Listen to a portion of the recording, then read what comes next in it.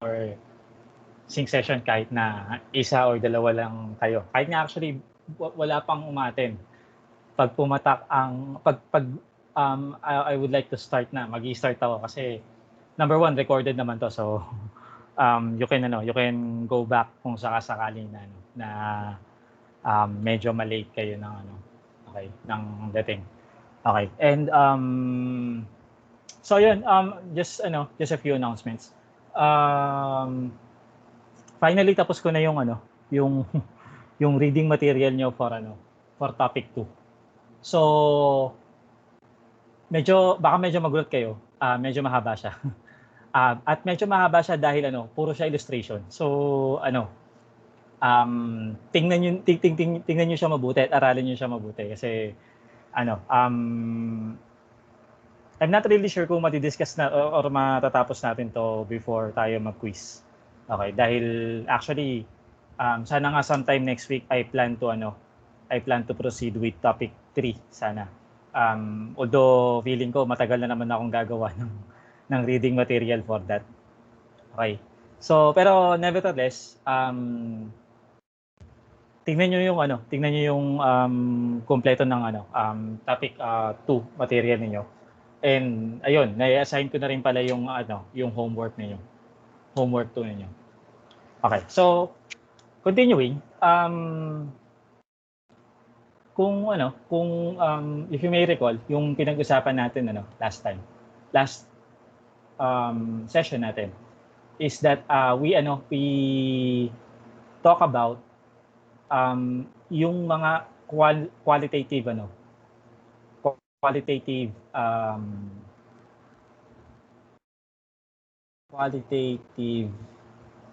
characteristics of information.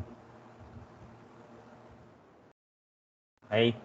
So pinag-usapan natin 'yan. At ito yung ang pinaka-highlight nung ating napag-usapan is that ang amount of information ninyo, the amount of your information is dependent on what? Saan siya nakadepende?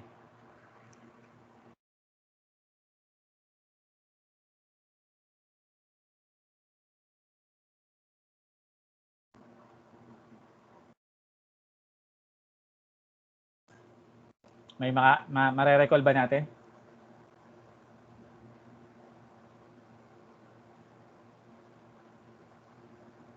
Kung saan nakadepende yung amount of information?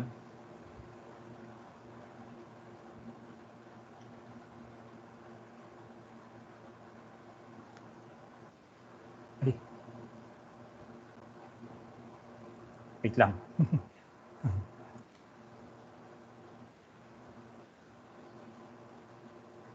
Wait lang medyo may nagalaw ako doon sa akin.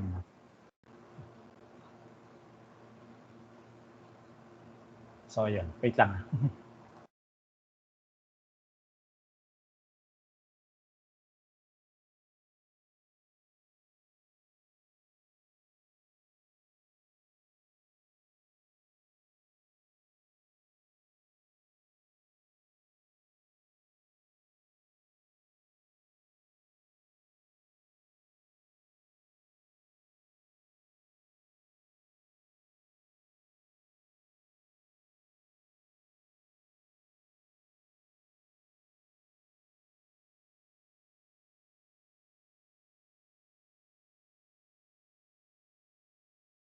Okay, ulitin natin. Base doon sa napag-usapan natin last time about the qualitative characteristics of information. Isa sa mga isang importanteng napag-usapan natin is that the amount of information is dependent on a certain quantity. And which quantity was that?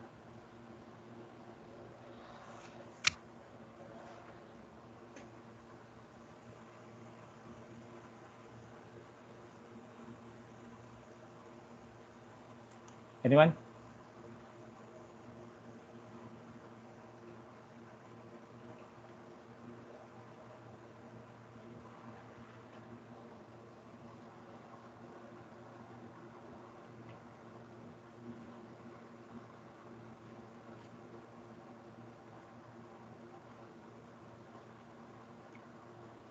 Sir, ano, dependent on probabilities.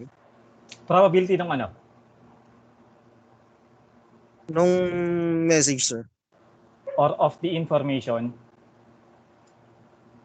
occurring. Okay? Depende siya sa ano, sa probability of the occurrence of the information or the message. Kung ang pag-uusapan natin is ano, yung message if it contains information. So, yan yung isa sa ano, isa sa importanteng na pag-usapan natin last time. Okay? So, sabi nga natin, ano ang relationship nito? What was the relationship na pag-usapan natin? Sir, ano, inversely proportional po silang dalawa. They're inversely proportional. Very good. Which means the higher the ano, the higher the lower the probability of a message occurring, the higher the amount of information it would have. Okay? So, 'yon. Tapos ilan pa sa mga ano na pag-usapan natin is last time is that yung range ng value nung amount of information na to.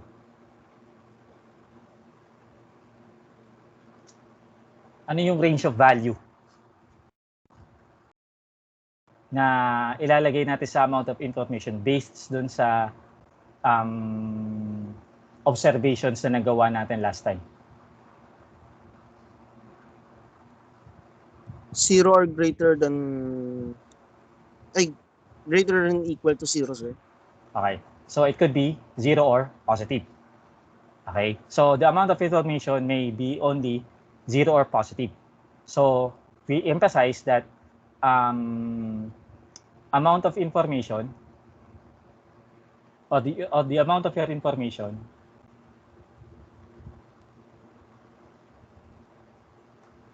can never be negative. Di siya pwedeng maging negative. Sinasabi natin dyan is that any message would bring 0 or some amount of information, but it would never bring about any loss of information. Okay, so yun yung sinasabi natin. So from there, i-quantify natin siya ngayon.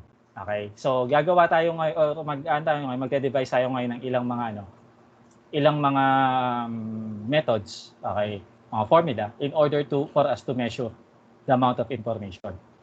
Okay, so ito yung premise natin.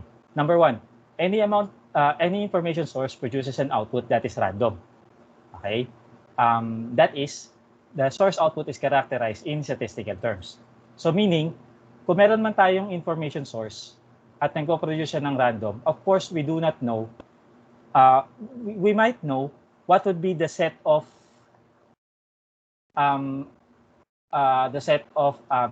messages your source can produce. Okay? Pero ang hindi natin alam is kung ano yung ilalabas niya at a given time. Okay? Kasi, if the source output were known exactly, kung alam naman natin yung ilalabas niya, anong silbi pa ng transmission nun? Okay? Hindi natin kailangan i-transmit yun kasi alam naman pala natin kung ano ilalabas ng source. Okay? So, in this lesson, we will consider both discrete and analog information sources.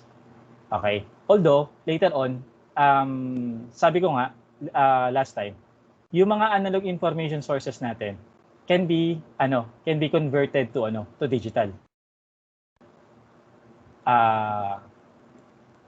In which, yung ating source, okay, yung ating source can be considered as a discrete source. So, ano ba yung discrete source? Okay. A discrete source is one that emits a sequence of letters selected from a finite alphabet. Okay. At this point, pag sinabi niyong alphabet, huwag niyong isipin na lang to, A, B, C, D, E. Okay? O mga letters lang talaga. Pag sinabi niyong alphabet, okay, this is a set of possible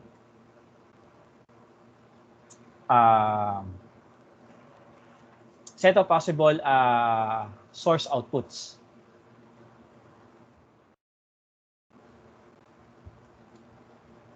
So, pag sabi yung source outputs, pwede yung letter. Okay? Kung ang source mo is generator ng text. Okay? Pwede rin yung say for example, RGB values. Kung ang source mo ay camera, for example. Okay? Or pwede ring audio volumes. Kung ang source mo ay audio. Okay? So, yung alphabet dito does not really refer to the English alphabet. And also, itong letters na to may not also refer to the letters that as we know them. Okay? So, yun, medyo iibahin nyo lang, medyo ititwist nyo lang ng konti yung perspective nyo dito. Kaya pagka pinag-usapan nating alphabet, hindi laging letters ang pinag-uusapan.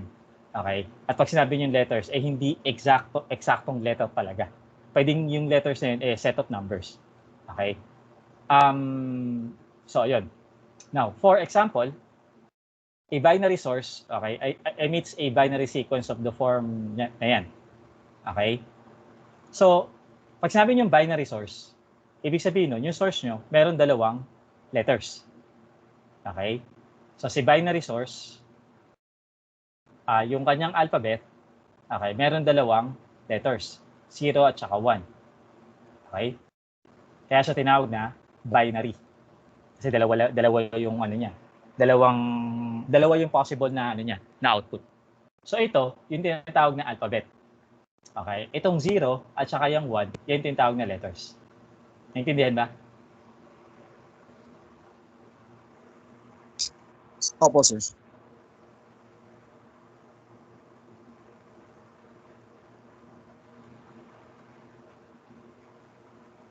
Okay.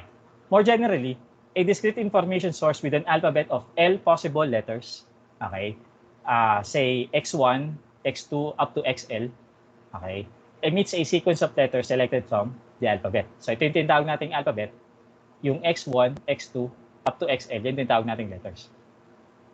Okay? Now, to construct a mathematical model for a discrete source, we assume that each letter in the alphabet, X1, X2, up to XL, has a given probability of P, K, pero, sige, P sub K, of occurrence. Okay, so, that is, bawat isa dito sa mga letters na to, meron siyang probability of them that will occur. Okay, for example, yung probability na yung output ng source mo is, say for example, X1, okay, is may probability siyang P1. Okay? Yung probability, intindihin nyo mabuti kung paano ko binabasa itong mga notations na to. Okay, in which kinukuha ko to galing sa sa ProbStat na course niyo. Okay? Although feeling ko baka iba rin yung notation na ginagamit niyo doon. So ayun, basta tingnan niyo pansinin niyo mabuti kung paano ko siya binabasa. Okay? So again, as I was saying, para makompleto natin yung information about the alphabet, so aside from specifying yung mga letters ng alphabet, okay? So dito, lagyan natin dito. So aside from specifying the letters of the alphabet,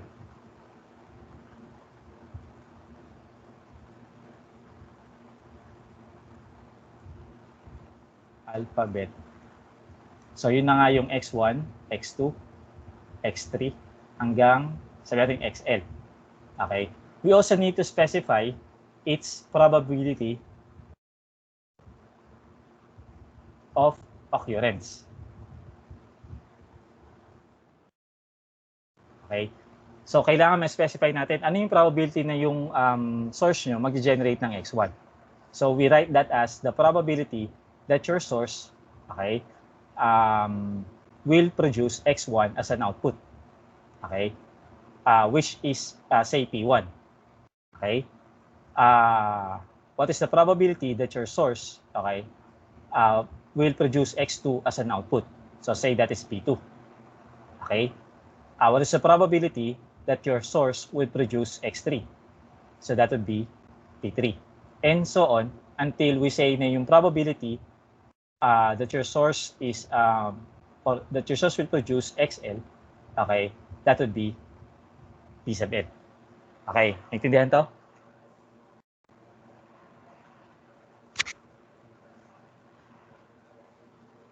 So ito yung kukumpleto sa sa specifications ng discrete source niyo. Okay? Now, tatandaan lang natin ngayon na yung actually ang tawag dito, ang tawag dito is probability distribution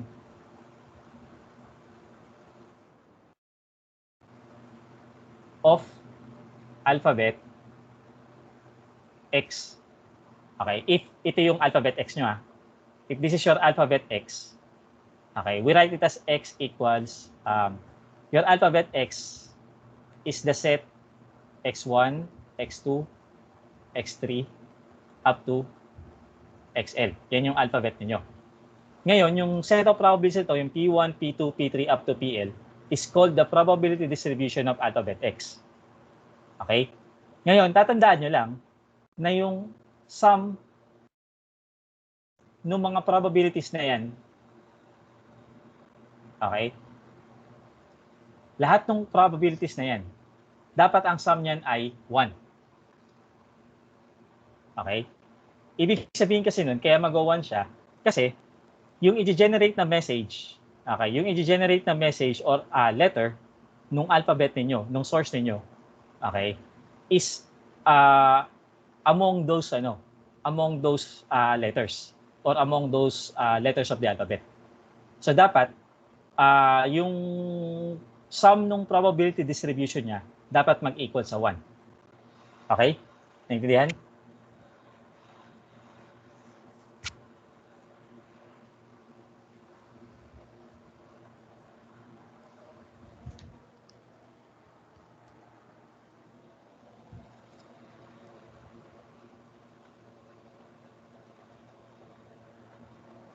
Saglit lang.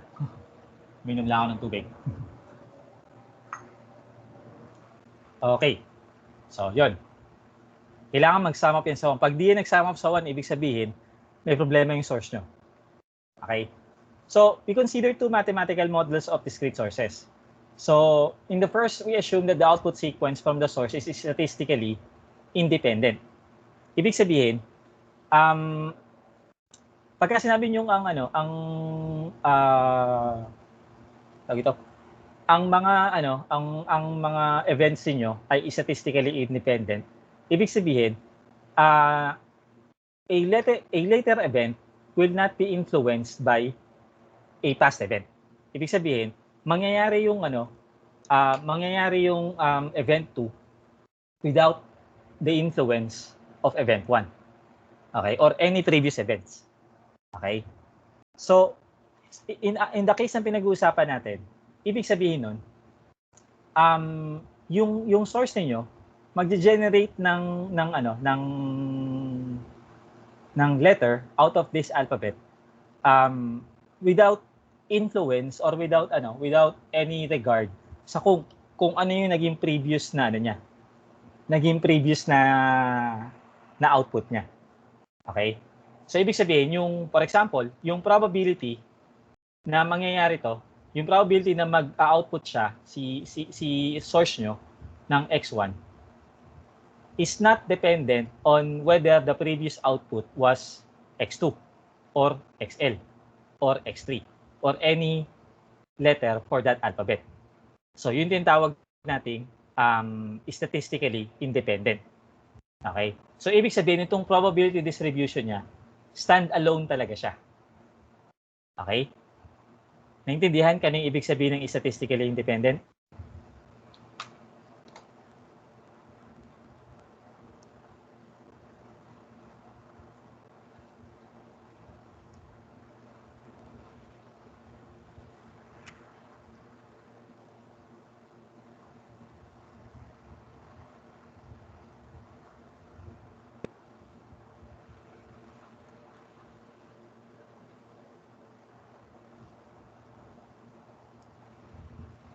Okay. So, yun. Now, a source whose output satisfies the condition of statistical independence among output letters is said to be memoryless. So, yung mga sources, okay, sources whose letters, messages, or output, okay, kahit alin dyan i-refer natin sa sa output ng source niyo. Okay? Sources whose letters, messages, or output are statistically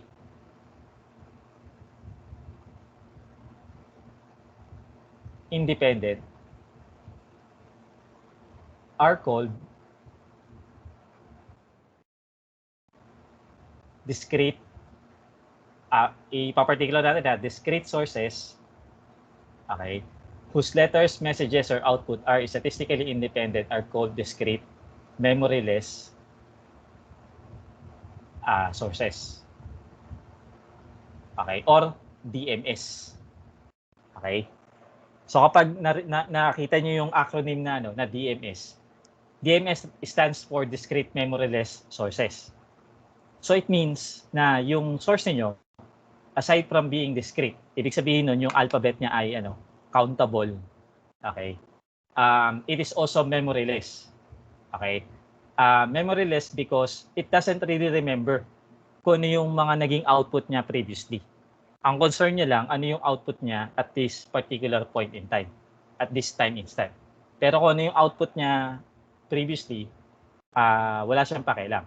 So, in that way, we consider those sources as memoryless. Okay? And ang implication nun is that yung output ng sources ninyo are statistically independent. Okay? Naintindihan?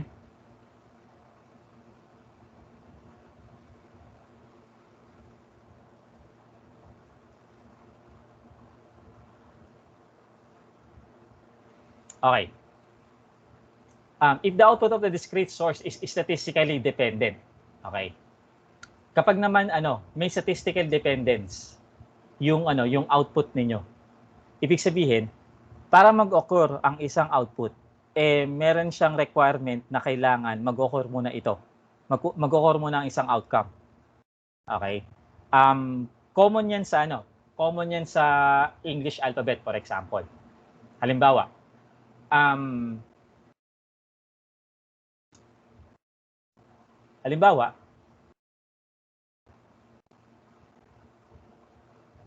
yung Q na letter,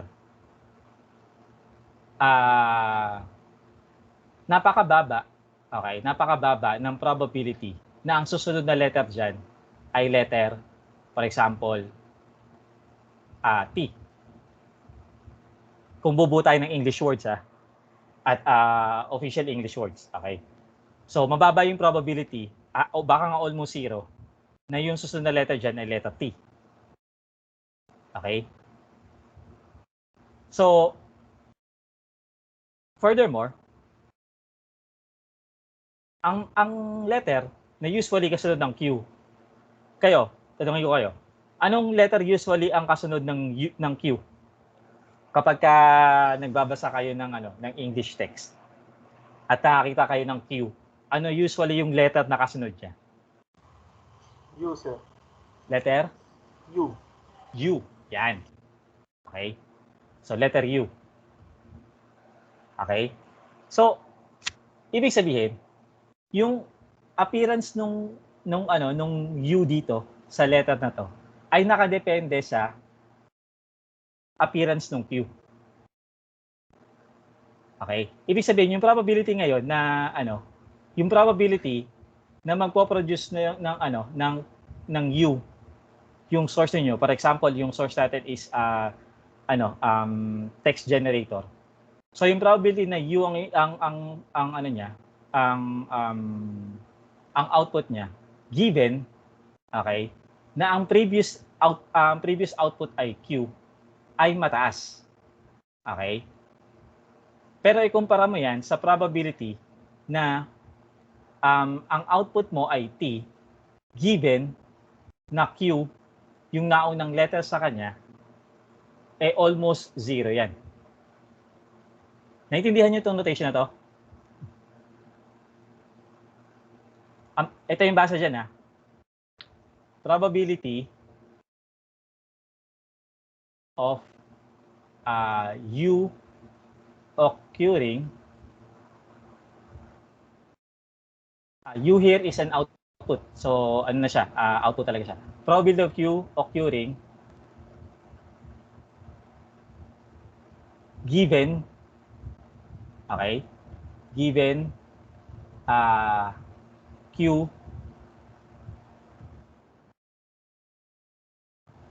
yan, given Q has occurred.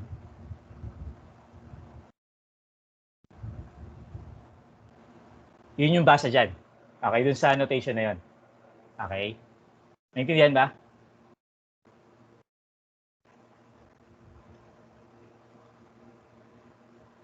At kung may naalala kayo sa sa ProbStat ninyo, anong tawag nyo dito? Naalala nyo ba kung anong tawag sa ganyang probability?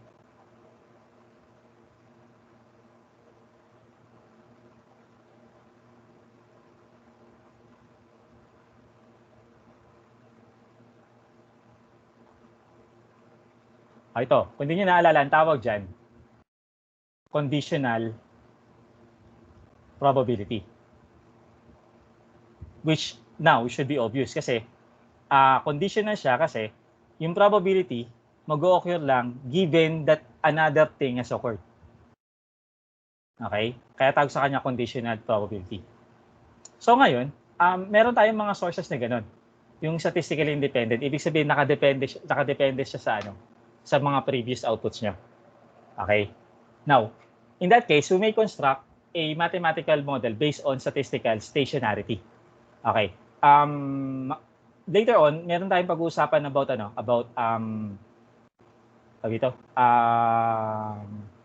statistically dependent sources, okay? In which mabibigyan natin ng detalye kung ano yung statistical stationarity, okay? Although dito, dinefine natin siya as a discrete source is said to be stationary if the joint probabilities of two sequences of length n, okay, say this sequence, okay, and this sequence are identical for all n greater than or equal to 1 and for all shifts n. Ganito yan.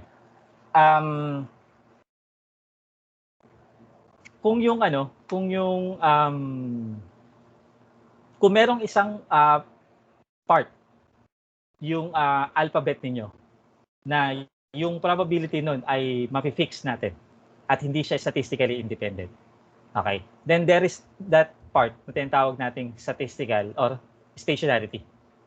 Okay? So, ayun na nga, mas papaliwanag ko ito ng mabuti mamaya. Later on sa pag nag-discuss tayo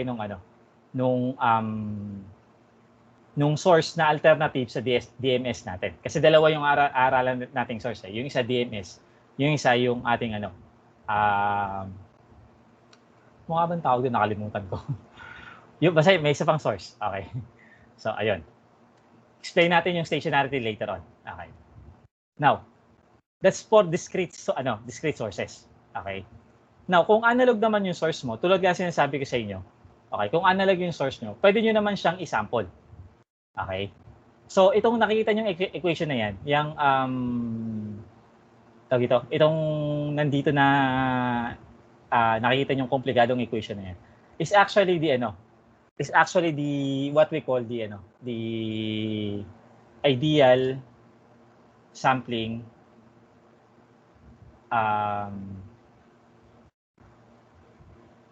it's the ideal sampling equation.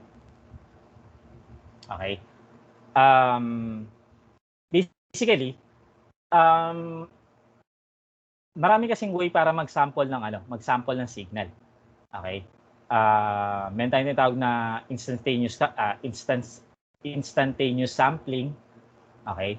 Meron tayong tinatawag na zero order sampling. Okay? Meron tayong first order sampling, second order, and so on. Okay? Pero yung mga yon are non-ideal sampling methods. Okay?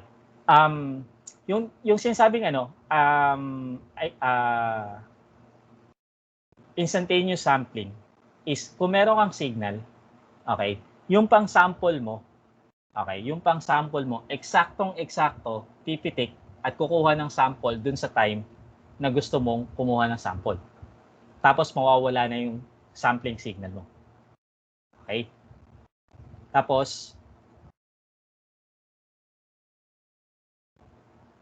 yan. Okay. Nagets nyo itong instantaneous sampling?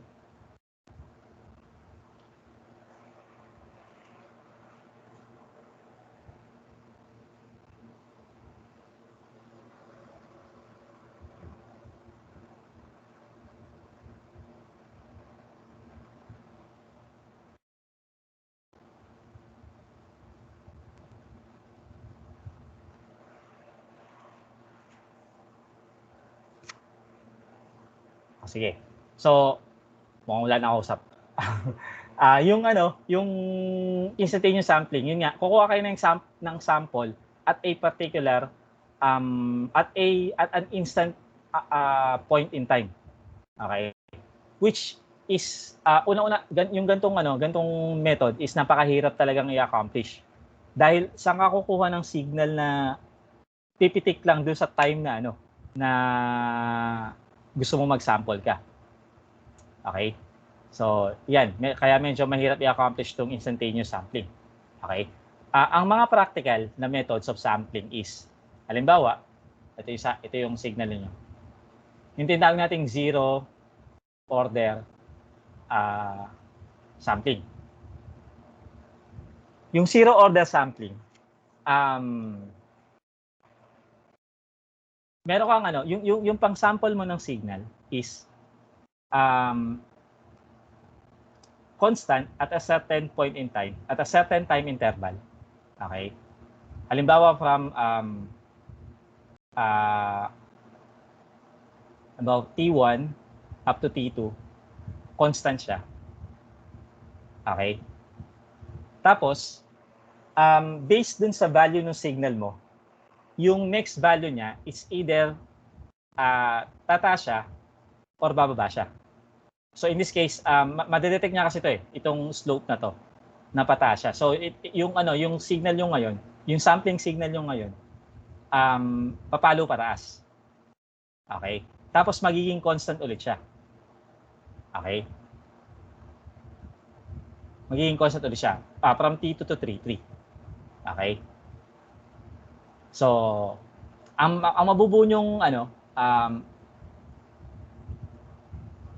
waveform parang ganito, na pang-sample.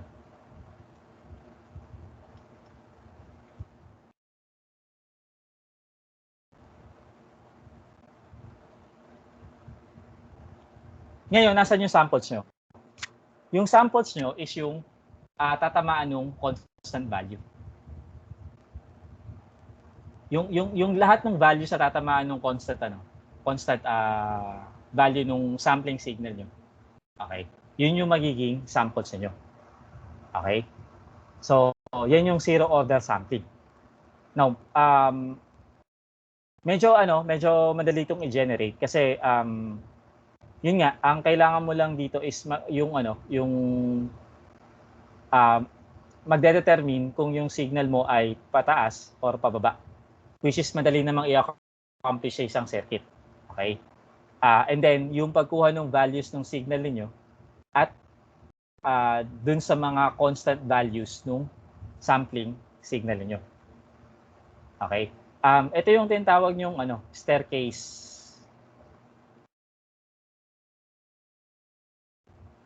sampling.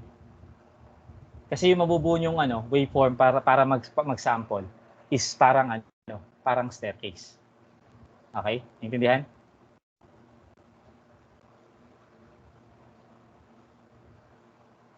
So, ayan, yan yung ilan sa mga ways of sampling your signal. Okay? Pero ang ideal is yung gagamit ka ng signal na to. Yung tinatawag na sin C. Okay? Kaya lang, actually, yung sin C, if you are not aware, ang sin C of x is actually equal to sin of x over x. Okay? And kung i-generate mo tong signal na to, okay, napaka-computationally intensive niyan. So, pero yan yung ideal sampling function. Okay? So, ito yung tinatawag na yung ideal sampling function. Ang magiging samples nyo dyan, almost ito. Yung almost instantaneous. Okay? So, ayun. So, yun nga, ang sinasabi natin, itong analog source niyo, pwede natin i-sample para maging digital siya. So, essentially, ibibigay niya rin tayo or ibabalik niya rin tayo sa isang discrete source. Okay? So, yun. Now, babalikan natin yung pag-aaral sa mga sa mga sources, DMS at saka kalimutan ko yung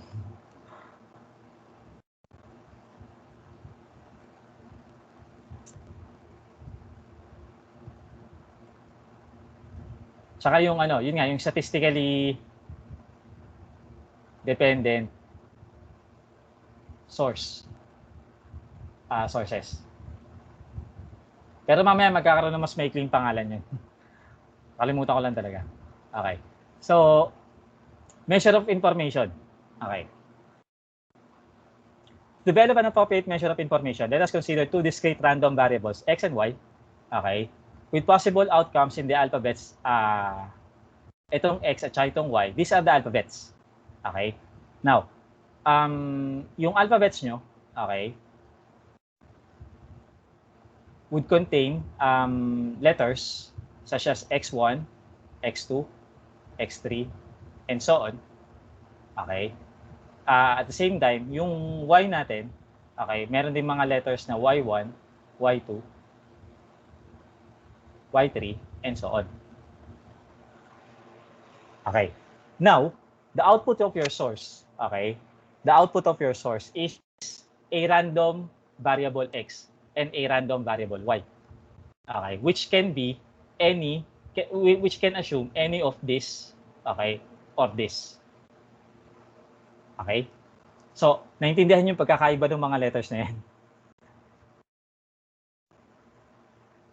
Importante yan na maintindihan nyo yung mga differences ng mga letters na ginagamit natin kasi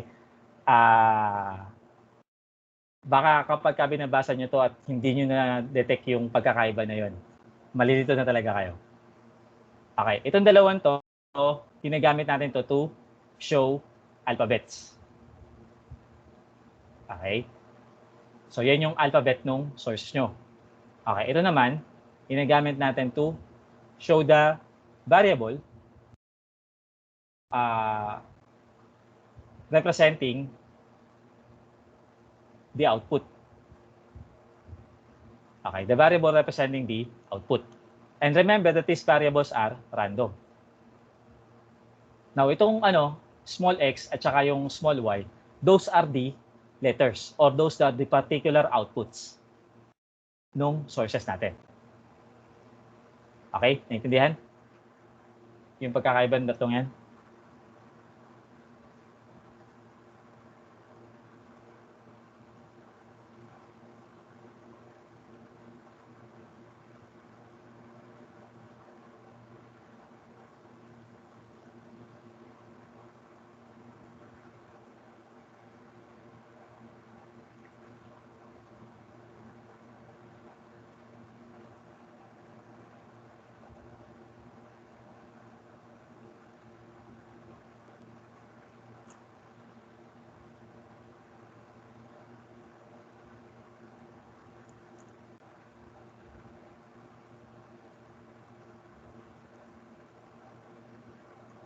Dali lang wait lang.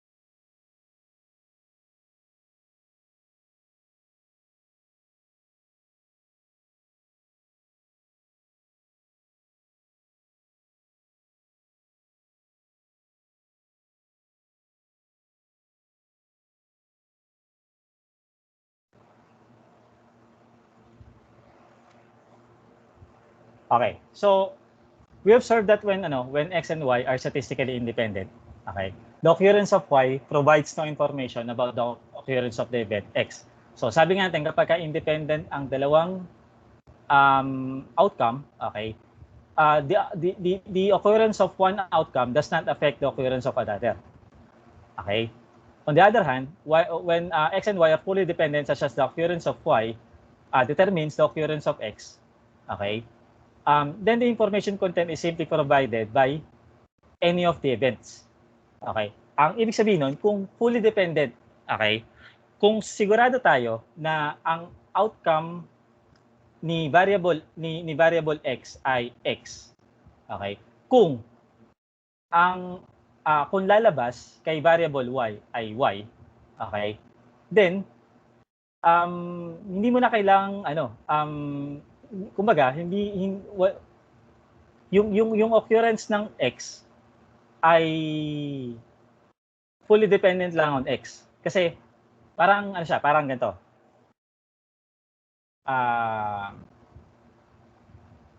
If Y if the output of Y, okay, is this one, okay, and the output of X is this one, okay, at kung yan ang dalawa ay nakatali yan, yung dalawang events na yan ay magkasunod, okay, magkano siya, statistic dependent siya, okay, fully dependent. Okay? Then you really don't have to worry kung magkakaroon ng output si Y. Okay? Dahil sigurado ka na whenever this happens, this also happens. Na-gets nyo?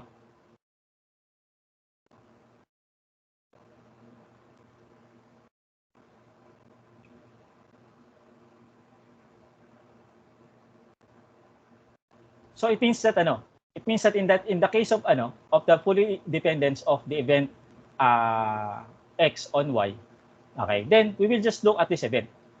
Okay, titingnan lang natin tong event na to. Okay, or yung output na to. Hindi natin titingnan ito kasi nga kung yung output naman na to pine-predict ito. Or yung output to, points to this output also. Then ito lang tingnan natin. Okay? So yun yung sinasabi dito. Now, a suitable measure that agrees with the intuitive notion of information is the logarithm of the ratio of the conditional probability of the probability of X given Y, okay, divided by the probability of X. Okay? So as in ito. So the information content provided by the occurrence of the event Y about the event X is defined as I here is what we call the mutual information between X and Y. This is the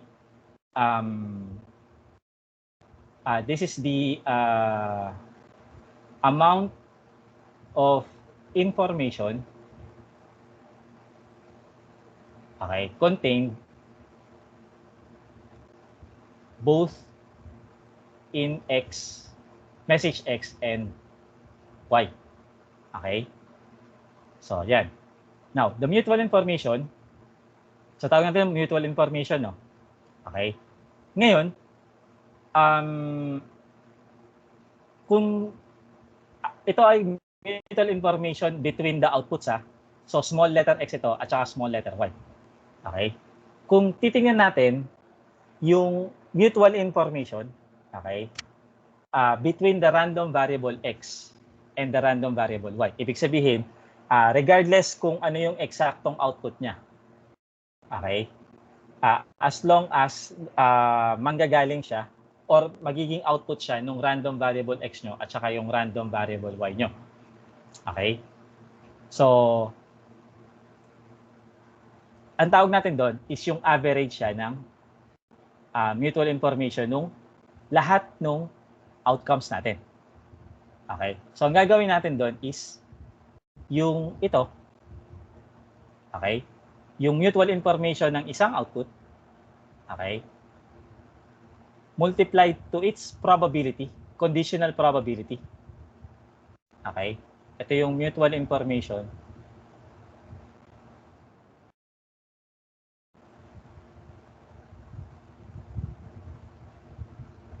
between the outputs X and Y. Okay, ito naman is yung probability of output X given output Y. Okay? So, ang gagawin nyo, i-multiply nyo yan para sa lahat ng outputs. Okay? Yung conditional probability to, tsaka yung mutual information nila, i-multiply nyo sa lahat ng outputs. Tapos yung product na yan, isa-sum ninyo. Okay? Yung magiging numerical answer doon, is what we call the average. Okay? This is called the average mutual information between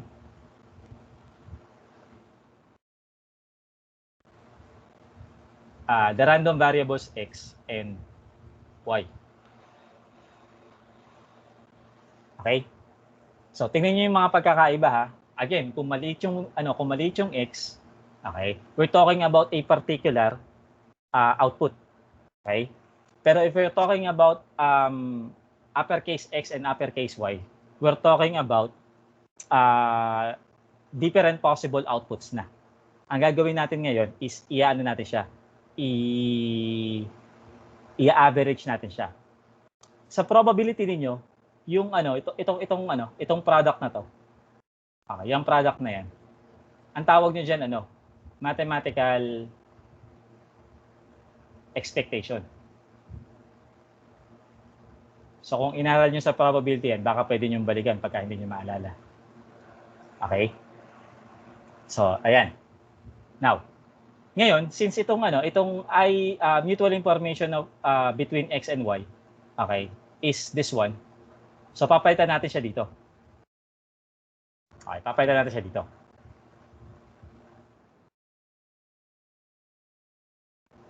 Yan. So take note lang na here I'm using the base 2 logarithm. Okay? Diyan sa logarithm na yan,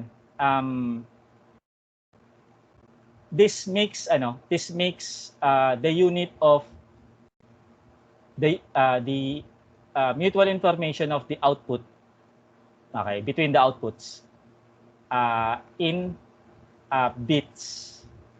Okay? And yung average, okay,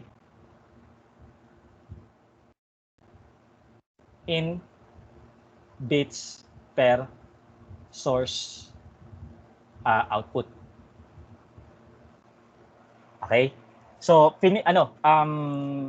i-fix na natin siya sa base 2 logarithm para ang lagi nating units bits na. Okay? Kasi tingnan nyo, may sinasabi siya dito na pag ang base ng logarithm nyo is e, okay? Ang unit nyo ay nats for natural units. Okay? So instead of having that alternate definition pa, mag-fix na lang tayo sa base 2. Okay? Naintindihan yun?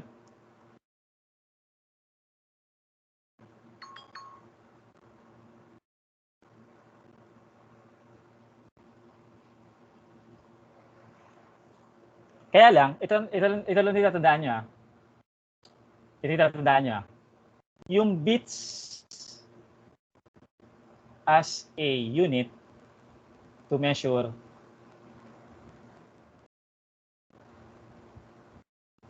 information.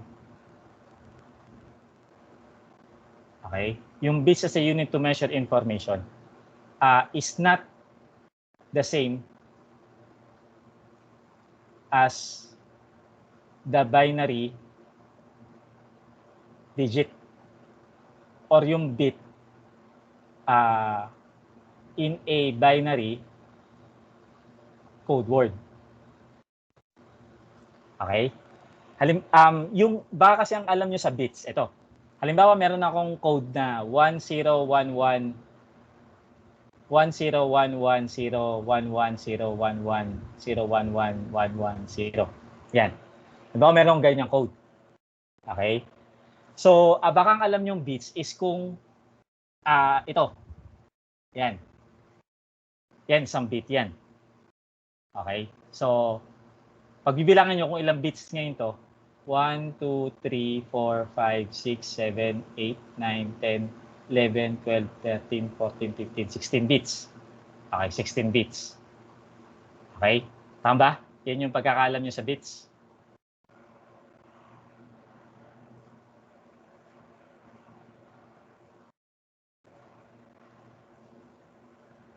Okay.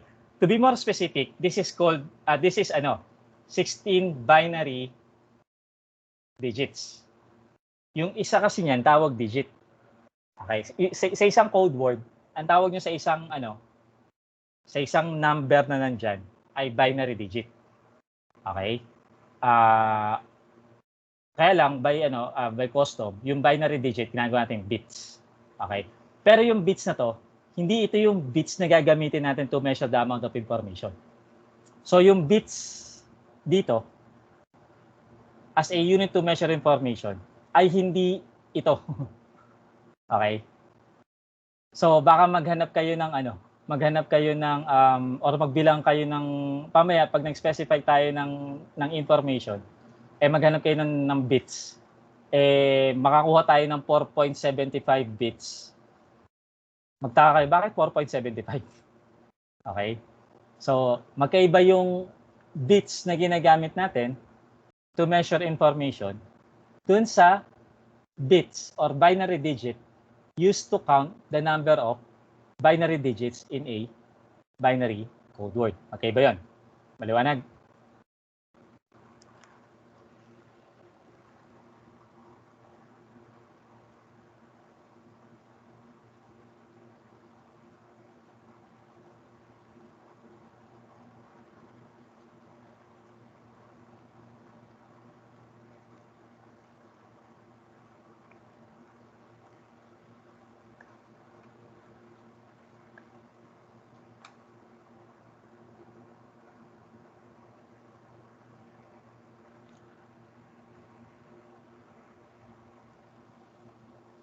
Wait lang ulit class sagit lang. Mga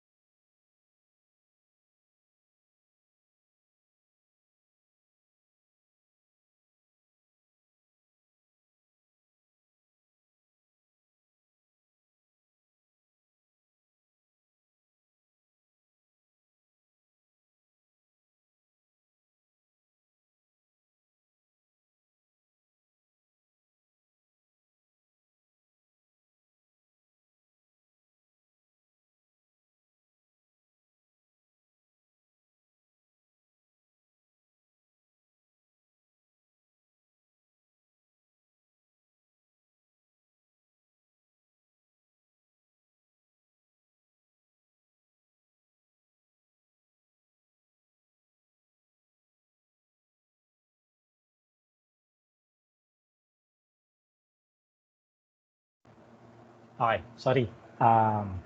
Nandinig ba ako? Sorry. Yes, sir. Okay, so ito daw. Yun na nga, no? So, these are some of the most important properties of the mutual information. Okay, so number one, whether you say the mutual information between X and Y, so that means X depends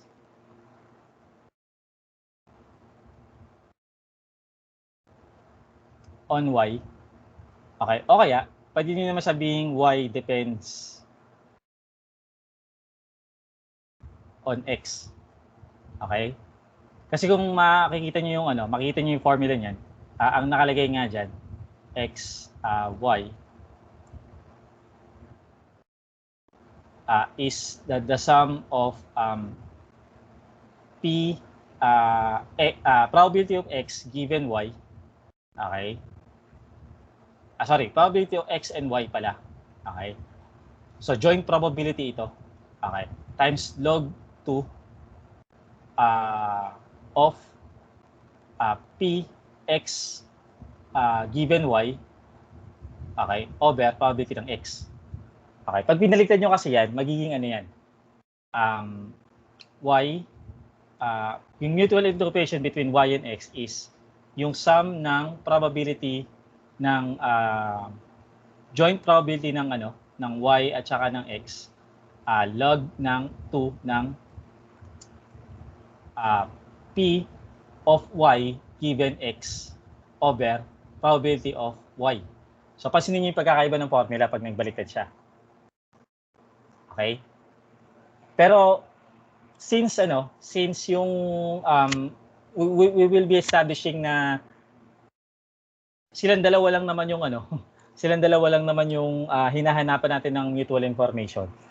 We will say na itong dalawang quantities na to, these are equal. Okay? So yun yung sasabihin natin dito. Okay.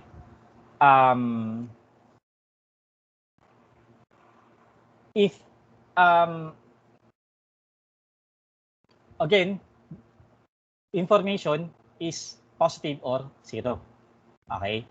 Ngayon, yung mutual information between X at saka Y, okay, is zero. If and only if yung X at saka yung Y ninyo, these random variables are independent. Okay? So, kapag yung dalawang yan ay independent, then we can say na walang mutual information. Okay? Kaya nga sila mutual information kasi dapat si Y may kinalaman kay X. Okay? O si X may kinalaman kay Y.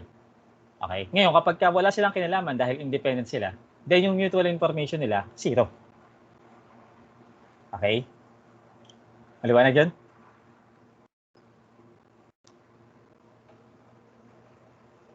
Okay. Now, itong pangatlo, the minimum mutual information, okay, between X and Y,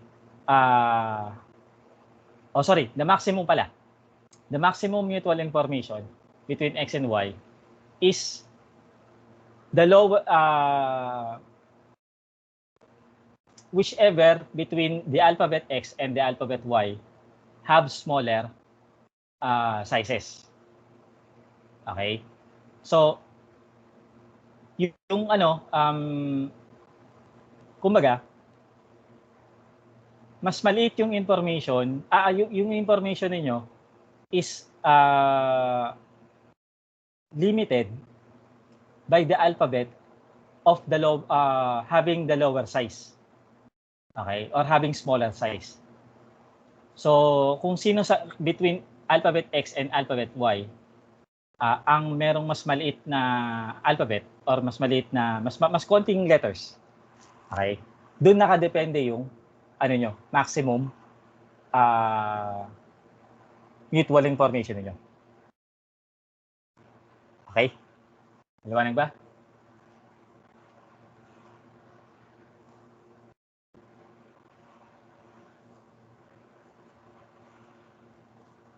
Okay, so sinabi na nga natin na kapag si X and Y are statistically independent, okay, what happens kasi is that yung conditional probability nito, the probability that X given Y becomes easily the probability of X. Ngayon, kung ito, ilalagay nyo siya dito. Okay? Kung ilalagay nyo yan dito, this becomes simply probability of X. Ay magiging 1 to. So, yung logarithm ng 1 to the base 2 is 0. So, ito, magiging 0 to. Times, kahit ano pa to, magiging 0 siya. So, that is why, kapag statistically independent sila, okay, 0 yung mutual information between them. On the other hand, when Y uniquely determines X, okay, which means, sabi ko nga sa inyo, kung Y uniquely determines X, it means that we don't really need X anymore. Okay, I mean Y anymore to determine X, kasi the knowledge of X, okay, is sufficient to tell us that Y also had occurred. Okay, and in that case, yung conditional probability na X given Y becomes 1. Okay, yung conditional probability na yan becomes 1. So therefore, yung formula ngayon na to, okay, becomes this one. Okay, hindi pala yan, ito muna. Ito, this formula, okay, yung mutual information between the outputs X and Y becomes log of 2 P probability of X given Y divided by probability of X. Okay, so if Y, okay, if Y uniquely determines X, okay, then Pxy or probability of X given Y equals 1. Okay? Ibig sabihin kasi nun, kung nag-occur si Y, sigurado mag-occur sa X. So therefore, yung probability nito magiging 1. Nag-gets nyo?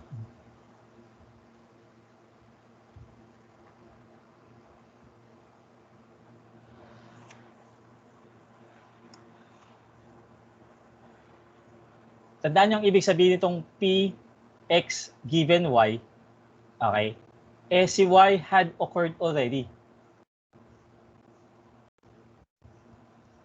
Okay? Y had occurred already. Okay? So, kung si Y nag-occurred already and Y uniquely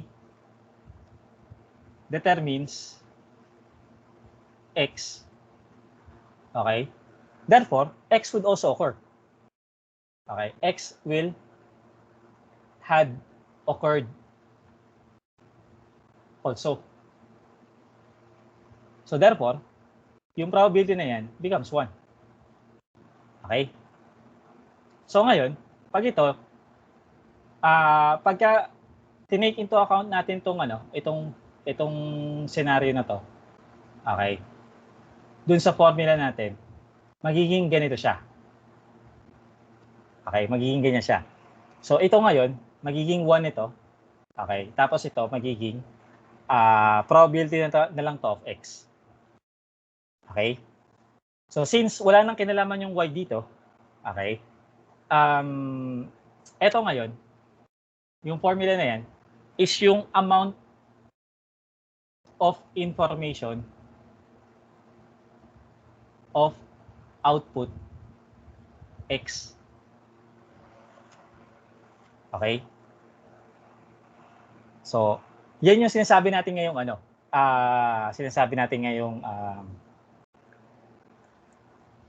tawag ito? Tawag natin dyan actually self-information kasi it's actually the amount of information contained in a message. So ngayon, mamaya makikita nyo pagka nag-compute kayo, pag tinignan nyo yung mga examples dito at nag-compute kayo, mabe-verify nyo yung intuition, yung mga observations na ginawa natin last time. Okay? O, halimbawa, sige, magbigay tayo ng example. Okay. Ito yung formula. The information in x is negative logarithm of p of x to the base 2. Okay. Sabihin natin ganito. Meron kayong alphabet. Okay. Meron kayong alphabet. So, x1, x2, at saka x3. Okay. Sabihin natin na si alphabet 1 has a probability, okay, of 0.7 t occurring. X2 has a probability of 0.2 occurring. X3 has a probability of 0.1 occurring. Try to compute natin yung self-information niya. Okay, try to compute the self-information. Halimbawa for x1. Paki-compute nga. Take note base to ah.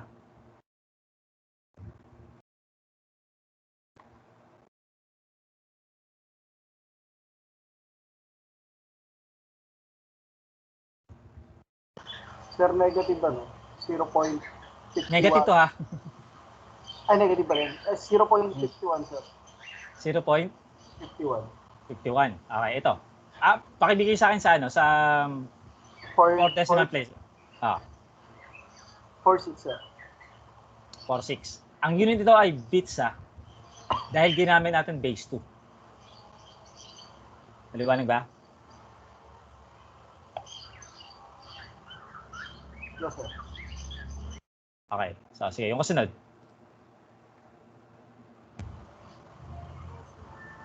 Sir? 32.19. 19? Opo, sir. Bits. Tapos yung huli.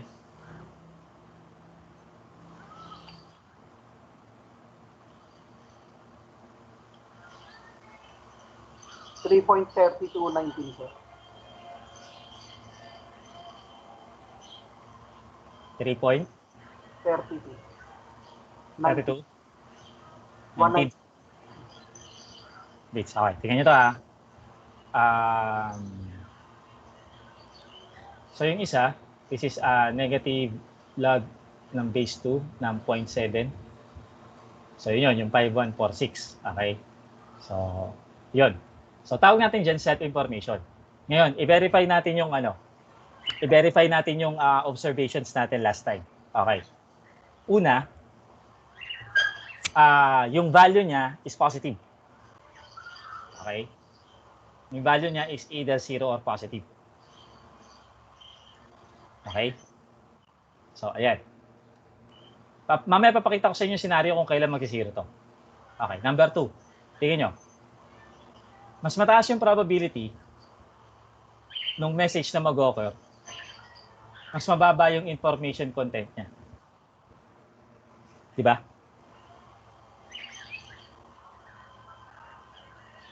Tama? Yes, sir. So, yun yung sinasabi natin. Okay? So, tingnan nyo to. Mababa yung probability na mag-occur siya, pero mataas yung information na content sa kanya. Yun yung observation natin last time. Okay? So, yun yung sinasabi natin about the information. Mas mas hindi siya expected. Mas mataas yung knowledge na makukuha natin about that message. Okay? So, ayan. Ito. Ano yung sinasabi kong scenario na magsisiro to? Magsisiro tong information nyo. Kung yung message nyo or yung kung yung output nyo ay siguradong lalabas, that is the probability of x is 1. Okay? Yung amount of information dyan is negative log 2 of 1. Again, yung logarithm ng 1 to the base 2 is 0. So, doon magsisiro yung information nyo. So, kung sigurado na kayo sa message, wala kayong information na makukuha dyan. Tama ba?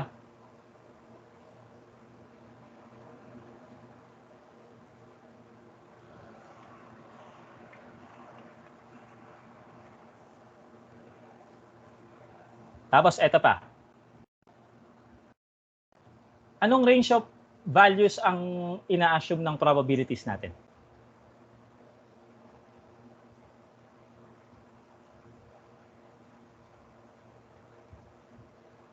Less than 1 lang ba yun, sir? So, pwede siyang 1. Less than 1. Pero dapat siya ay greater than 0. Okay? So, sabi ito, yung probability nyo is between 0 and 1. Yung tatandaan nyo. And, kung titingnan nyo yung formula nyo, negative log of px at the base 2. Since ang value nito, okay, dito. Nakita natin kapag pagka 1 siya, okay? Yung negative log 2 of 1 ninyo equals 0. Ngayon, kapag ka 0 yan, yung negative log 0 of 2 ninyo ay approaching infinity. Paki-check kung tama.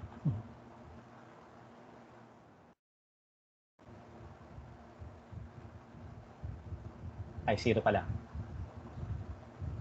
Yan, nag-math error, no? Kasi approaching infinity yan eh. Okay, so ibig sabihin, yung hindi natin nakuha dito is yung decimal values between 0 and 1. Okay? So ngayon, kung decimal ito, okay, tandaan nyo kung decimal yan. Yung logarithm nyo lang, ito lang kung decimal yung p of x nyo, yung logarithm nyo lang, negative yan. Kahit mag-try kayo ng mga values na decimal, lagi yan negative. Pero dahil nga may negative sign dito, yung negative na to magiging positive. So kaya, dun pa lang masasabi nyo na yung value ng ix, ng information, is always positive. It will always be positive. Pero pwede rin siyang 0 kasi nga dahil dito. And pwede siyang mag-assume ng infinite. Okay? Naintindihan?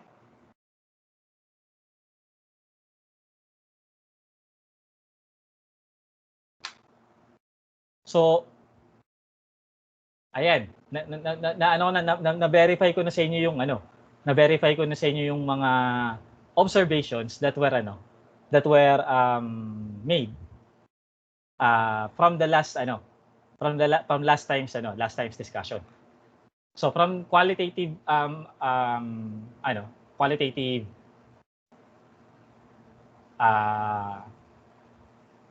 description or characterization. Okay. This formula, okay, puts into quantity yung amount of information. Okay? Is that clear?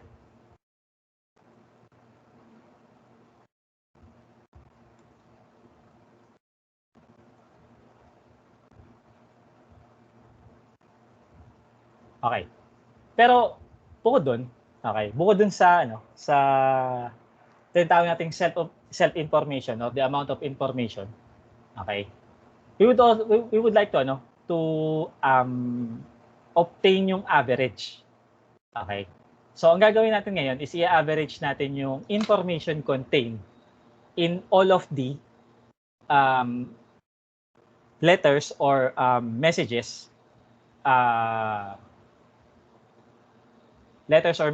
in a source. Okay? So, paano na siya i-average? Again,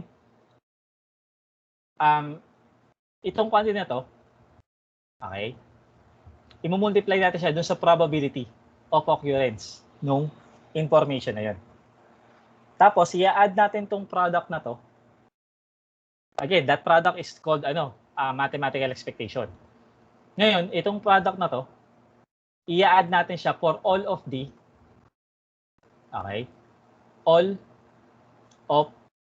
possible source output. So yung magiging sum niyan, take note the negative sign. Okay. So yung magiging sum niyan will be the average amount of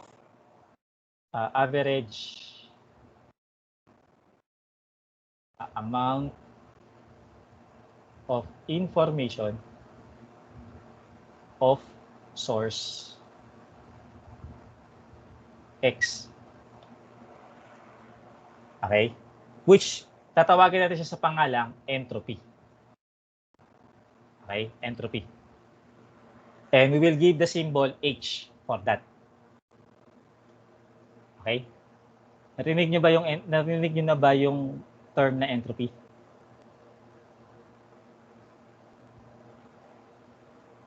Saan?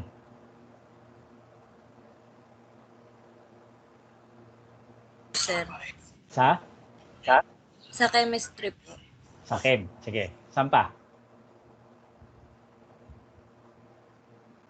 May nag-thermo na ba sa inyo? Thermodynamics? O wala na kayong thermodynamics pala?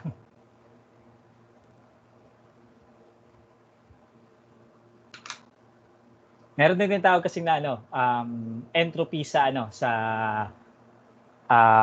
actually ang entropy kasi in a general sense is defined as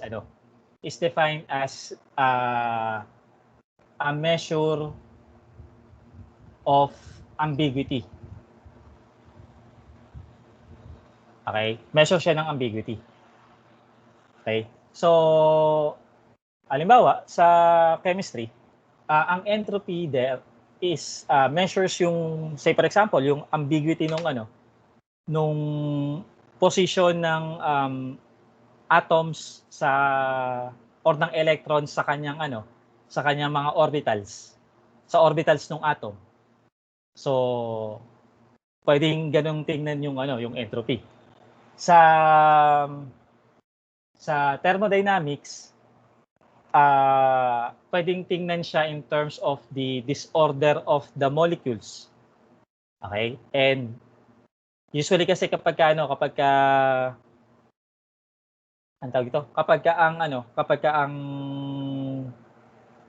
molecules ay very disorderly. Okay? Ang tendency nila is to actually move in a more orderly manner. Mas nagmo-move yung molecules mo in a more orderly manner. Okay? And ang mas disorderly na molecules is usually associated with high temperature. Okay? So ayun. May kinalaman dun yung entropy. Okay? So, yun. Pero sa atin, sa information, yun nga, entropy is the average amount of information of a source. Okay? So, ang I, tanda na, ang unit niyan ay bits.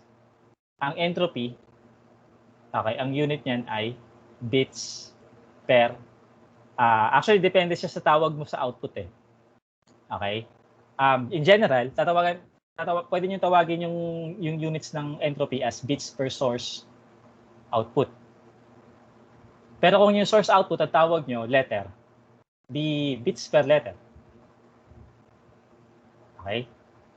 Pagka ang source output niyo ay message, tawagin nating bits per message yung unit ng entropy.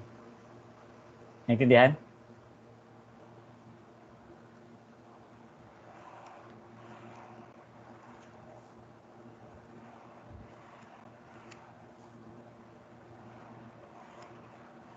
Okay, so also remember this definition pagka pinag-uusapan natin ng entropy. So yung 0 log 0 to the base 2 is still 0. Okay. Actually kasi ito itong number na to is an indeterminate number. Pero in this case, i-define na lang natin siya as 0. Okay? So ayun.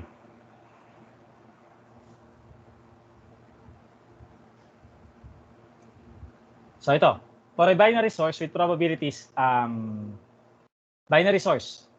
Ibig sabihin ng binary source, dalawa lang yung output niya, dalawa lang yung dalawa lang yung output ng source nyo. Okay? So, kung ito yung source nyo, ang output lang niya ay x1 at saka x2. Ngayon, yung probability nito, kung ito ay p, ano yung probability ng pangalawa nyong output? Kung ang probability ng una ay p.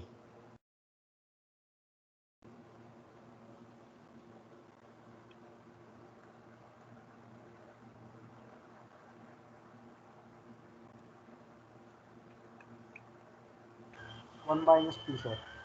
1 minus p. Okay, so, ayun. So, ngayon,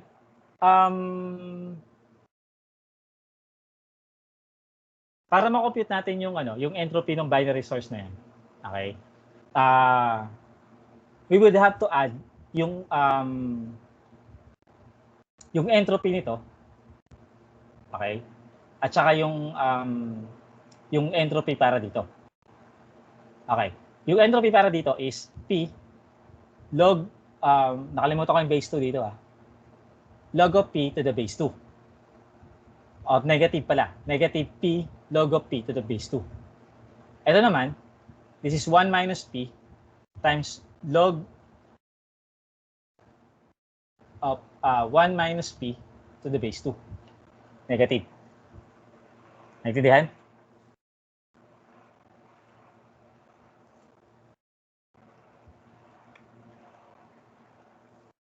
Ngayon, yung total entropy niyan, okay, is yung sum ng dalawang to. Okay, so ito yun.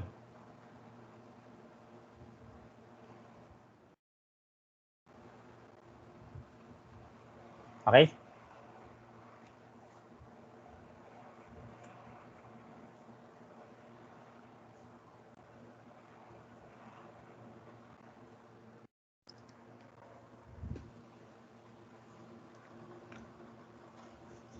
Ngayon, ito, tingnan nyo mabuti, no? This is actually called a binary entropy function. Okay, this is called a binary entropy function.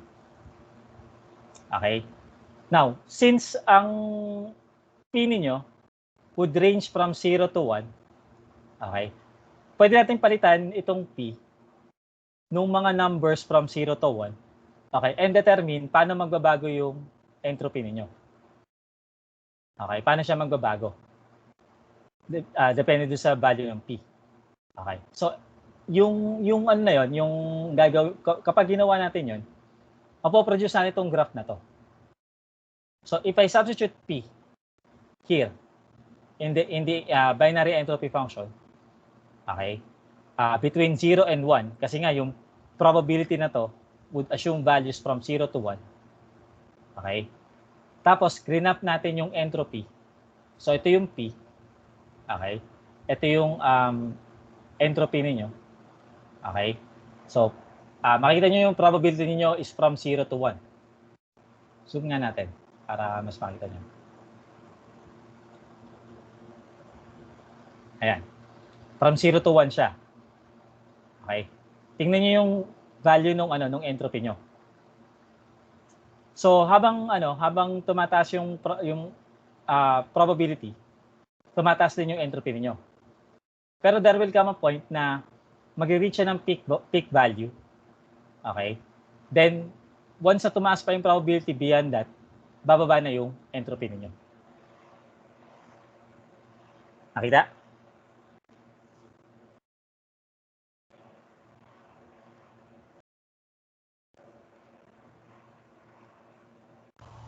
Sir, anong tawag dun sa dun sa point na pumunta yung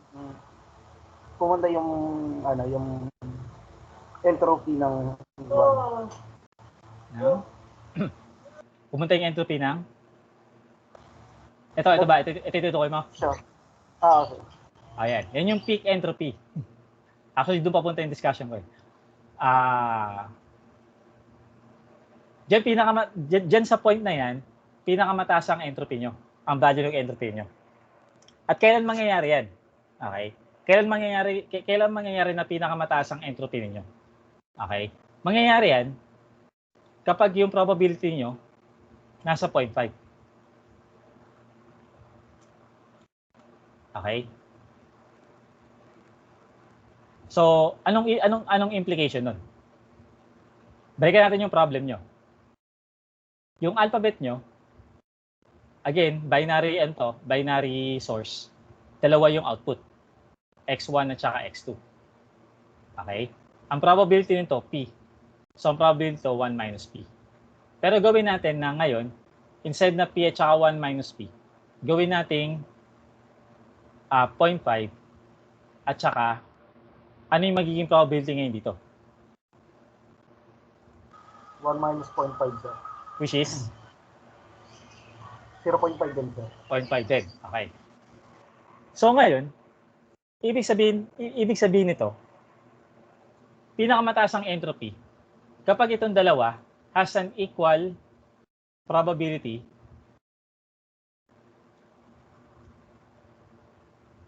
of occurring. Okay? So in general, the probability, the entropy, okay, is highest, okay, when, okay, the probability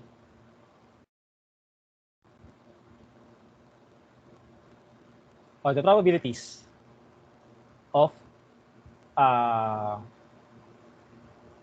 each message occurring is equal.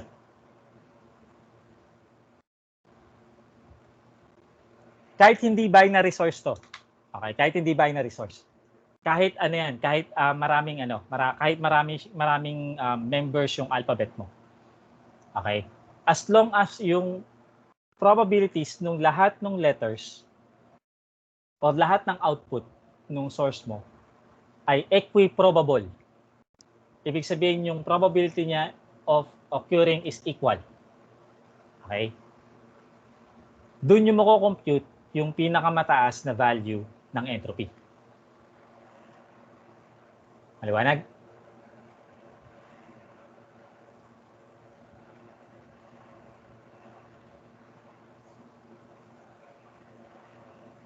So, yun yung idea actually na gusto kong ipakita dito sa inyo.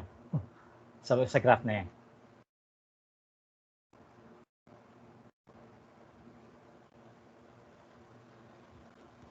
So, ayan. Now, in terms naman ng joint and conditional entropy, this is different from joint and conditional probability. Huwag niyong i-confuse yung dalawa sa ano. This is joint and conditional entropy. So, joint entropy, meaning the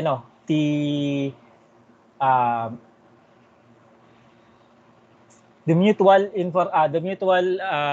or the average mutual information between X and Y. Okay? Given, walang given. Ibig sabihin nun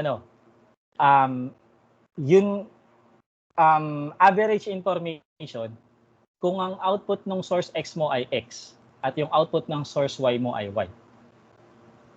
Walang condition sa kanila. Okay? So, yun.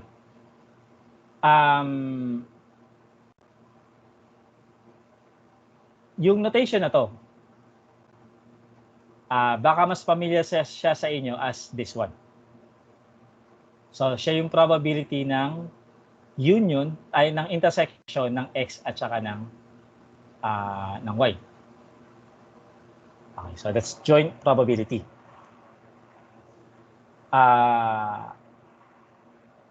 If I remember this right, medyo nakalimutan ko na rin.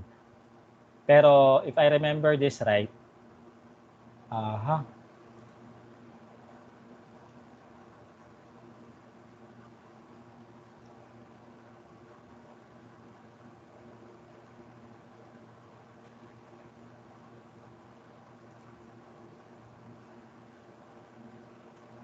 Sige, saka ako na lang i-recall ito. Medyo nakalimutan ko na rin talaga. Ito naman yung conditional probability. I mean conditional entropy, in which this computes the entropy of y given the output of x is x. So mapapansin nyo rin yung probabilities dito at saka dito, okay, are given as conditional probabilities. Okay? So, ayan. So, it may be helpful. Ayun, ito yung nahanap ko pala. Ito. It may be helpful for us to recall these formulas galing saan natin, sa ProbStat natin. Okay. So, nung ginagawa ko to actually medyo kailangan kong balikan to kasi actually may tinuturuan din akong ProbStat ngayon kaya medyo nababalikan ko rin siya kahit paano. Okay. So, ayan. You can expect naman na maalala ko itong lahat kahit na engineer na tayo. Kasi lalo-lalo ng mga basic math ito eh. So, medyo itong mga bagay na to binabalik-balikan lang din natin kapag kakailangan. Okay? So, and ngayon naman sa setting nyo naman na setting naman natin na remote learning, yun nga, maganda doon is hindi nyo kailangan siyang kabisaduhin exactly. Okay? Hindi siya kailangan kabisaduhin exactly kasi nga may mga reference naman kayo. At ang ginagawa ko nga sa reading material niyo is as much as possible, lahat ng kailangan yung lahat ng kailangan yung tandaan, nilalagay ko na lahat siya. Para diyan nyo na lang siya lahat hahanapin. So, ayun. Now, the relationship between joint entropy, this is joint entropy, and the conditional entropy is this. Okay, is this the joint entropy is the sum of the entropy in X and the conditional entropy in Y given X. Okay? So, ayun.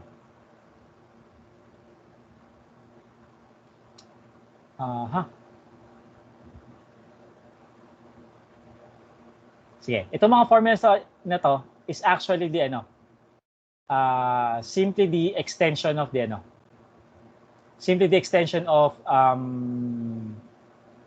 yung two variable expression. Kasi ito two variables ito eh. Okay? So if you want a joint entropy, okay, involving n variables, okay, then ganito yung expression niya.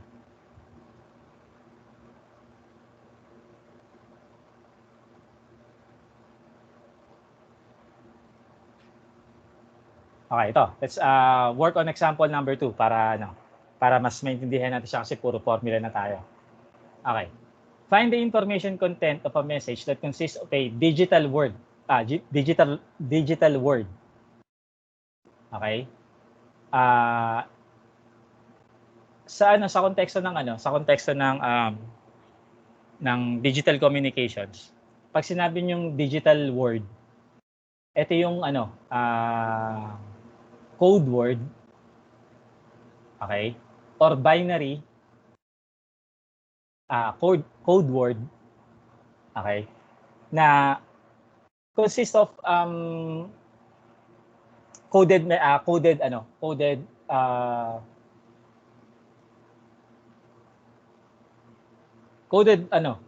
message, okay, or coded information. Now, each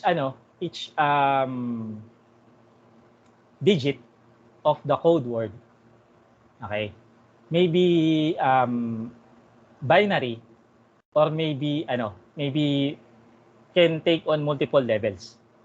Ibig sabihin ganito. Yung binary code word niyo, okay, or in general muna code word, maaari siyang marami siyang digits. So, yan yung digit 1. In this case nga 12 digits siya. So, ibig sabihin, 12 digits siya ng mga characters. So, 12 lahat yan. Yan. Okay, tapos ito yung tinatawag na binary na digital na digit, okay? This one is called a digit, okay? Now, this digit can take on 2 levels. Pagka ganun, binary code word siya. If this takes on 2 levels, okay? This is called a binary code word. Okay? But if it takes on R levels or wag R,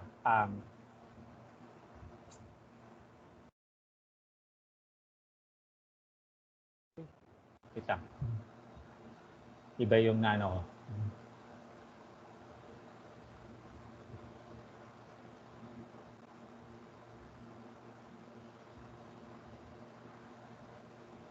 If it takes on M levels, okay, it becomes an M-ARI code word. Naintindihan?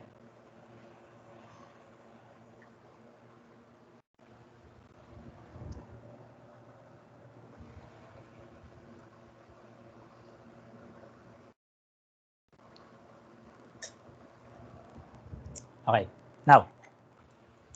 Now going to this problem. Find the information content of a message that consists of a digital word 12 digits long. So 12 digits daw to. Okay. In which each digit may take on one of 4 possible levels. So ilan levels daw yung pwedeng kunin nito? Ng isang digit.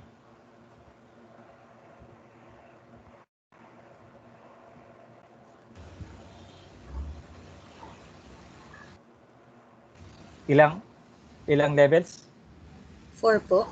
4. Okay. It can take on one of 4 possible levels. So, ito tinutukoy natin dito. Yung M natin dito is actually 4. 4 levels.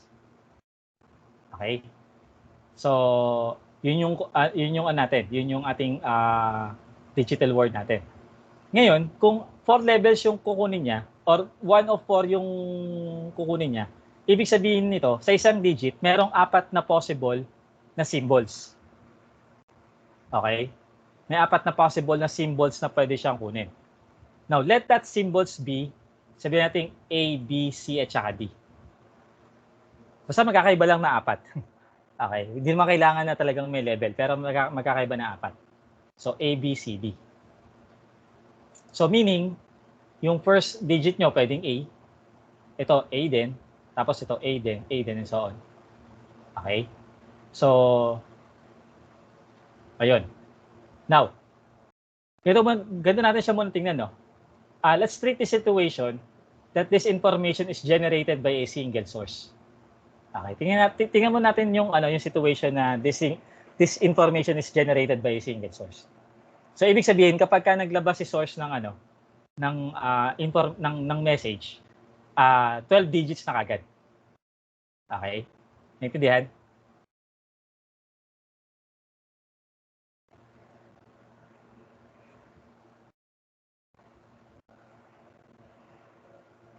So, ayun.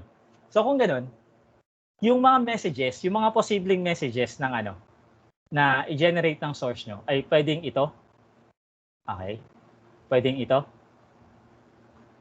Pwedeng ito. Pwedeng ito. Nagigets nyo ba? Kung paano siya paano na-generate yung mga message niya.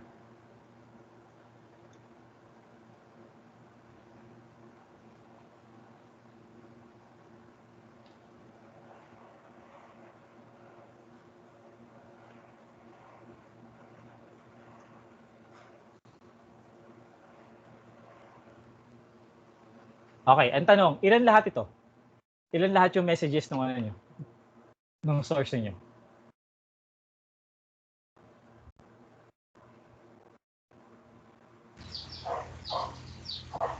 12 po, sir. 12 lang? 12 factorial, sir. 12 factorial. Yes, sir. Bakit 12 factorial? Yes, sir. Pwede kasi iba't ibang combination yan eh. Since 12 letters, tapos 4 levels of digits, sir. Dun sa 12 factorial, nasan yung 4?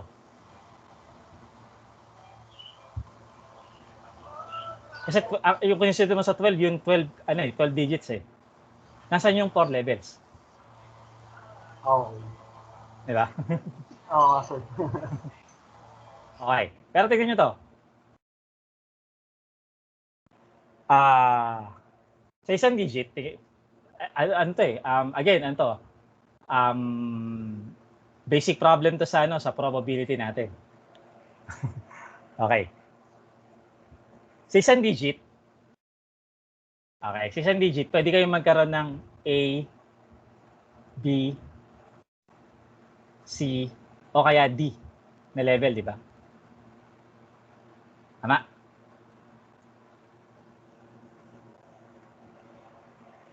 Yung next digit ninyo, halimbawa sa A.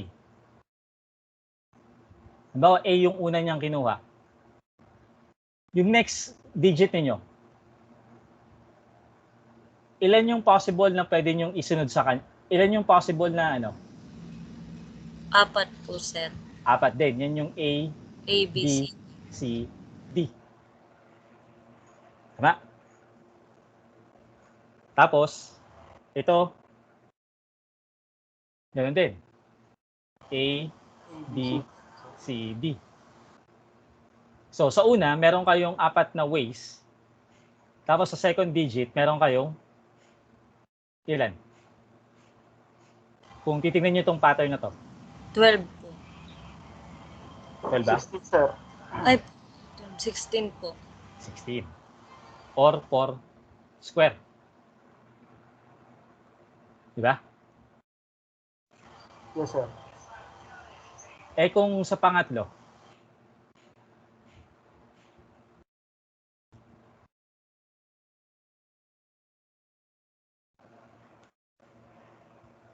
kung titingnan natin sa third digit na. Kasi ito isa, may 4 to. Ito, may 4 din to. May 4 din to. 4 raised So, ibig sabihin, to, ha? Ilan? 4 raised to 16. 4 raised to 16 ba? Kasi,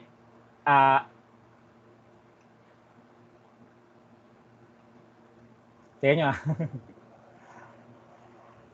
So, bawat isa kasi dito magbibigay ng 4 na output eh. Ilan to? 16. Yung 16 na yan, bawat isa sa 16 na yon magbibigay ng 4 na output. So, ilan yung magiging outputs dito?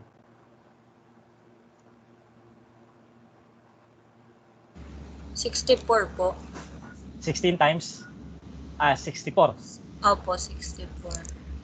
Is basically 16 kung ilan yung output dito. Tama? Times kung ilan yung bawat isa. 16 times 4. Tama? Or basically 4 cube. Tama? Yes, sir. Yes, sir. Nakukuha niyo yung pattern? Opo, sir. Pataas Sir. yung pataas. So 4 digit. Ilang kaya to? 64 lahat ito. Yung bawat isa sa 64 na yan, magbibigay ng 4 na output. 256, sir. Or basically that's 4 raised to 4, sir. 4 raised to 4. Yan. So kung kukumpletuhin ko yung tree diagram nito sa 12 digits. Ilang kaya yung mabubuo kong 12 digit na na messages nito? 16 million, sir. 777,216. Sa 4 Ganun raised to 12. karami, sir. Pero 4 raised to 12 siya. Yes po, sir. Oh, yun. 4 raised to 12. Kasi sa isang Sa isang digit, meron kayong 4, tapos kukuha kayo ng 12. Ito ngayon, yung 3 diagram na yan, yun yung basis ng 4:12 na yan. Okay? Naintindihan?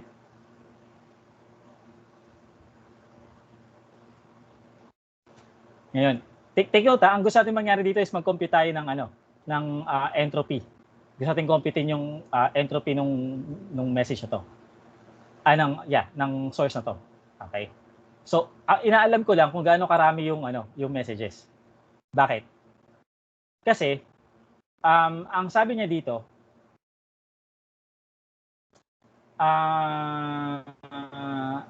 each digit may take on one of 4 possible levels, and the probability of sending any of the 4 levels is assumed to be equal. Okay? And the level in any digit does not depend on the values taken on by previous digits.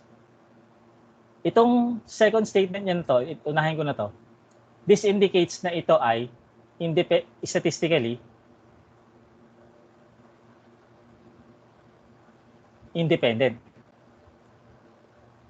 Okay? It means na statistically independent yung source nyo. Walang kinalaman yung unang message, yung pangalawang message dun sa unang message.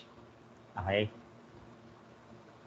Now, yung unang sentence naman dito, the probability of sending any of the 4 levels is assumed to be equal. This also implies na all messages have equal probabilities. Okay? They all have equal probabilities. Ngayon, kaya ako binibila kung ilan lahat ng messages. Kasi gusto ko malaman ano yung probability ng isa. Kasi kung 4:12 pala sila lahat at lahat sila ay probable na lumabas, then ang probability, okay, ng isang message, okay, the probability of one message occurring is, kung 4:12 lahat to, ano yung probability na ito yung lalabas?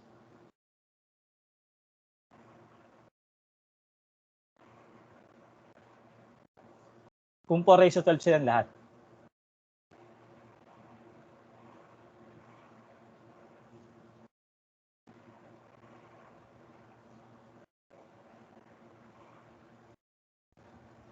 Hindi ba 1/4:12? Yes, sir. Kasi isa siya out of all of this eh. So that's 1/4:12. So alam natin yung probability ng bawat isa. Okay? So now, computing for this is negative negative summation of probability of x log 2 of x. Okay? Kunin natin muna yung probability ng isa lang ha, isa lang. I mean yung entropy ng isang character lang. Okay? So yung kung isang ito lang, kung isang message lang yung pagbabasehan natin, since ito yung probability niya. Okay? Then that would be 1/4:12, okay? Times the logarithm of 1/4:12 to the base 2. Okay? Tapos yung negative niyan. Tama ba?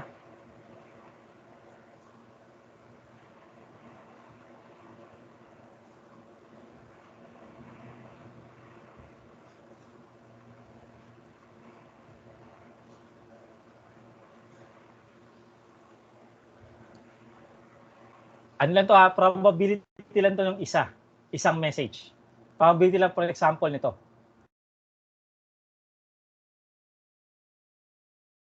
Okay? Naintindihan? Yes, sir.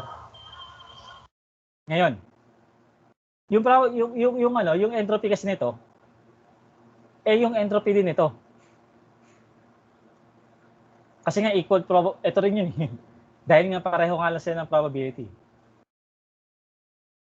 Okay? Which is also yung probability nito. So which means kung gagawin ko, kung hahanapin ko yung entropy ng buong message source ko, i-add ko lang lahat ng entropies ng lahat ng messages niya. Since pare-pareho siya, at 4 raised to 12 siyang pare-parehong ito yung entropy, then the total entropy is this one times 4 raised to 12. 4 raised to 12 siya. Ilan yan?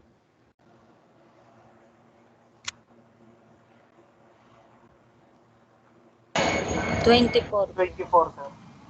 So this is 24 bits per ano ba tong ano niya?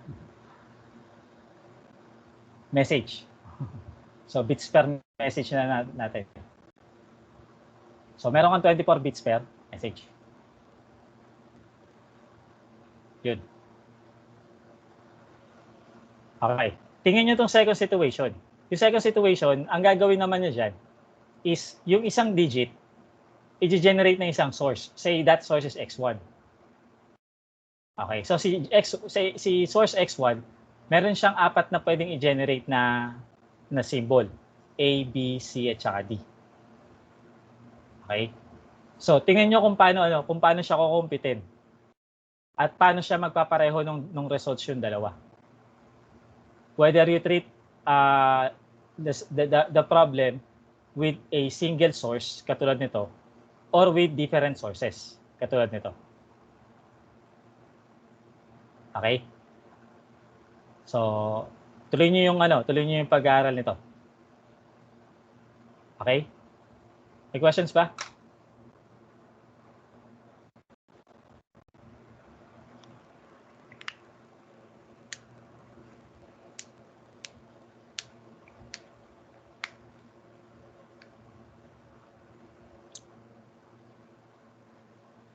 Sige, kung wala, I'll see you on Tuesday. And we'll I don't know if we will continue on this, pero basta maganda tayo ng kasunod na lesson na kailangan natin i-discuss. Okay? Pero aralin niyo na yung ibang parte nito ha, para at least hindi ko man siya ma-discuss, makakasagot pa rin kayo ng assignment niyo. Okay? Sige, I'll see you on Tuesday. Okay po, sir. Thank you po. Thank you po, sir.